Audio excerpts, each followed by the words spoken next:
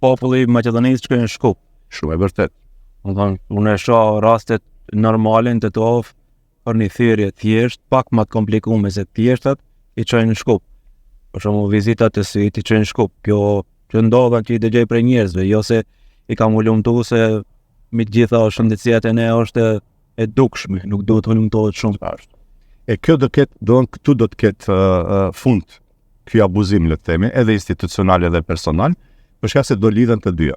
Për shembull, ti shkon te mjeku am, shërbimi që duhet ta marrësh te mjeku am është shërbim primar, nuk të jepet ty, shon në mjek në klinik, automatikisht ky buxhet që duhet, që është definuar nga shteti, që ato 5 denar që do të jenë të tuat, do të shkojnë në institucionin ti ku e ke marrë shërbimin. Nuk do shkojnë dy herë, nuk do harxhohen dy herë. Tash kur do ta marrish në aspekt funksional, sistemi nuk të funksionon, në aspekt financiar sistemi është shumë i shtrenjtë. Ne paguajmë shumë edhe shëndetësia te ne nuk është e lirë. Po.